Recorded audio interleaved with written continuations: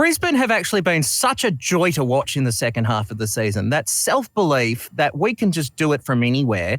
And I know you touched on, I think it was on our first show of the final, so a couple of weeks ago, about how Brisbane can win the flag from fifth position.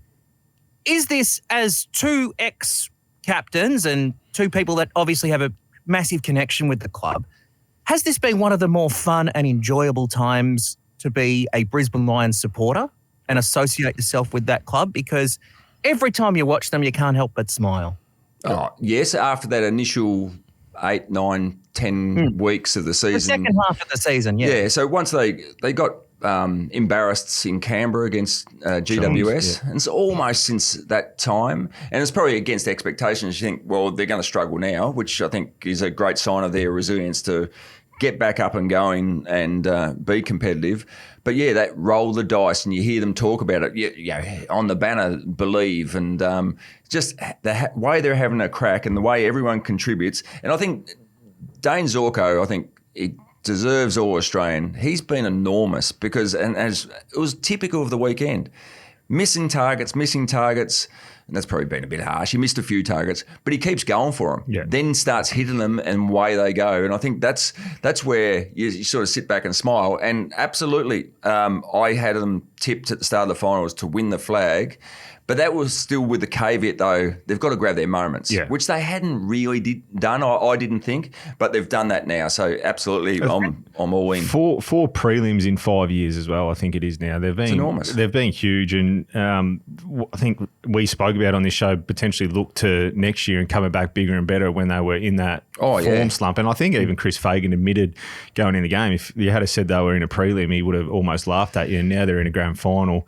Their footy, as we just touched on before, is as good as anyone when they're up and going. This will be, I think, probably the greatest premiership if they win it in the AFL era. I know everyone speaks about the Western Bulldogs of 16, but where you think they were at after everyone was talking about their off-season in America, how they'd had this big rift, they were 2-5, they'd just been spanked by the Giants down there on their knees, thrown caution to the wind. They're going to do it the hard way. They're going to come from fifth, so they're going to play every week of the finals.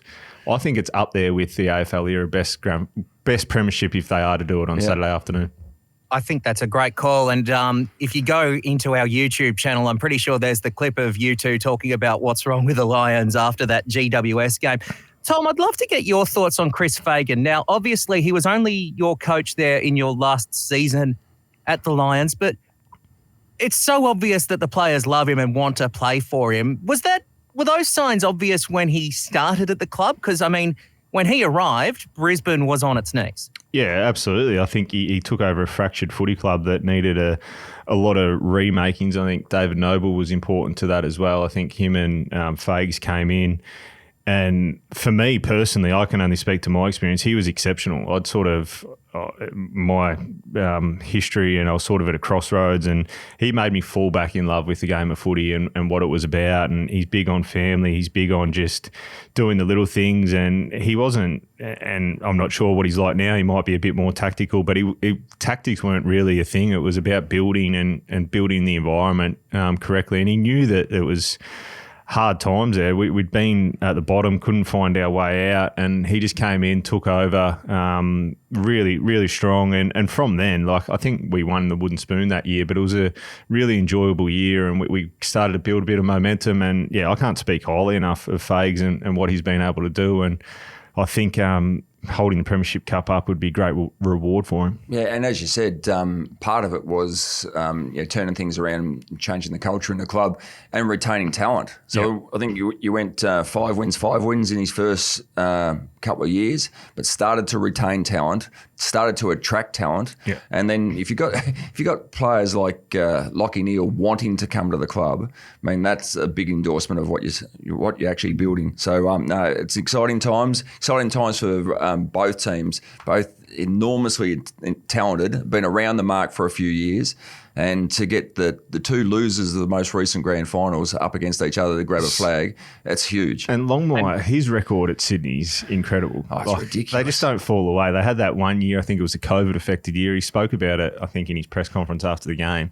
It actually gelled them. Yep. In 2020, they were really young. They learnt so much about each other. They were on the road a lot, and I think it's probably held them in good stead. We played them in 2021, and Stewie Graham, the high performance at Port Adelaide, said they're going to be a weapon. They're young, but they're going to be a weapon. And then next year they play off in a grand final. And of course, Lynchy, you said on this program a few weeks back that the Sydney Swans are without doubt the best sporting organisation in Australia, and I think that their efforts this season has pretty much proven that. Basically, the Sydney Swans in the AFL and the Melbourne Storm in the NRL are, very similar kinds of clubs in similar kinds of markets, respectively, and you just look at the amazing performances that they do every week. To stay competitive in a non-traditional market, to fill the stadium, and as we've spoken about this before, SCG Friday night full house, it's hard to beat the atmosphere. I mean, it's incredible. Also on top of that, they're reinventing, they're generating local talent through their academies. I mean, through that COVID year, I reckon Goulden played his first game at the Gabba. Yes, he did. Yeah, dominated. He was all but best on ground. So you got Goulden and Heaney, local kids that are just lifting this club. It's incredible what they're doing. And John Longmire and Andrew Ireland, former boss of the Brisbane Lions, and certainly the Sydney Swans should be enormously proud of what they've put together. And you speak about what they've done. So there was a AFL at the SCG NRL game next door. Yeah. And I know that the Sharks, your Sharks actually, and North Queensland. So it's not too big, and they had to cross or the stadiums there or something, but they've had 44,000 at the SCG and 19,000 at an elimination final next door. So it just goes to show that they've had an impact and done an outstanding job, the Sydney Swans.